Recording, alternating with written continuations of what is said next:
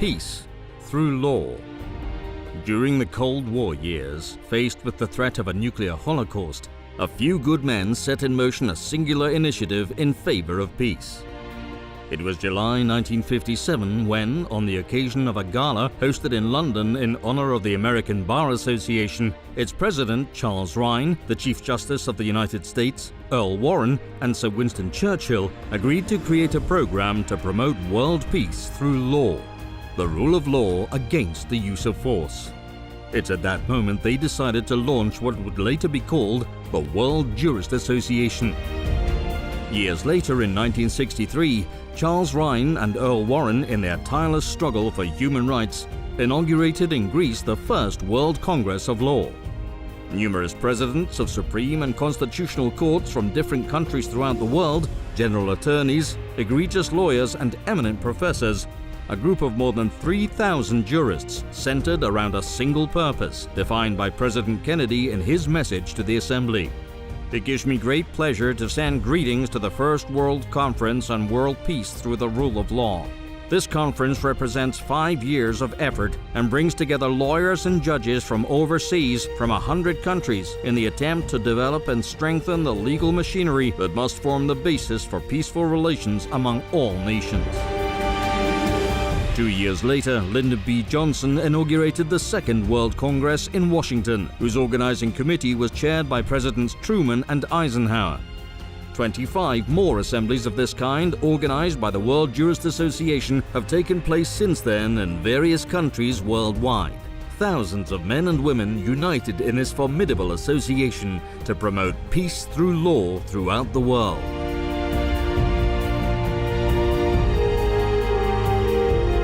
3 world statesmen were also honored years ago with the World Peace and Liberty Award.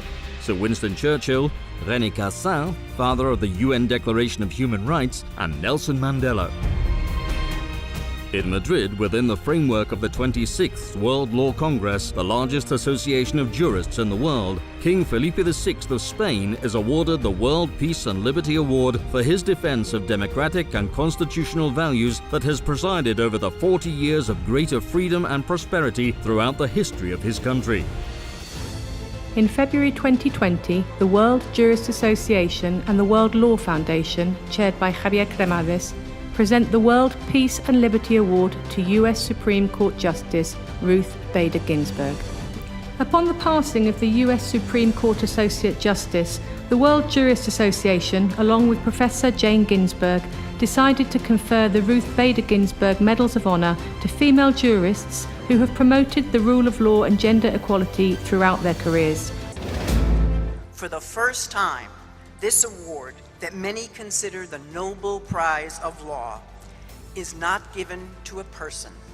The World Jurist Association awards to them the World Peace and Liberty Award as its 2021 World Law Congress. Congratulations, people of Colombia.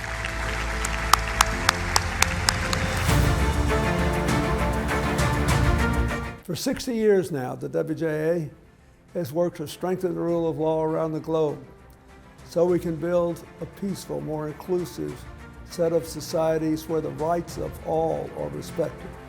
Freedom, equality, rule of law. But that's what you're trying to do. And that's what you've been trying to do in this organization for quite a few years. 5 outstanding women will be receiving the Ruth Bader Ginsburg Medals of Honor. It's a function of the World Jurist Association to recognize the activities of members of the judiciary in favor of fundamental rights around the world. Andrew Young is a powerful voice of peace. I want to thank you for your faith in justice and your willingness to work for peace. On behalf of the World Jurist Association, welcome again to New York. What an honor to receive this award on behalf of the European Commission. This is a consequential moment, and it calls for thoughtful leadership and strong institutions. please accept from me, from my colleagues on the court, and from my family our deepest thanks for this splendid award. It will inspire me. It will inspire me in my remaining years to find new avenues, new ascents, new aspirations, new adventures on the path to the rule of law. In 1963, he started practicing law in his hometown of Sacramento, California. The same year, Earl Warren, one of my predecessors as Chief Justice of the United States, helped lead the inaugural Congress of the WJA. Tony Kennedy became a judge 12 years later, in 1975. And over nearly a half-century on the bench, he has exemplified commitment to the highest ideals of the law. Judges, lawyers, academics, officials, and professionals from all over the world will come to the Dominican Republic to share their knowledge and experience. And we want you to be one of them. So join us. We're waiting for you. Dominican Republic, world capital of law and justice.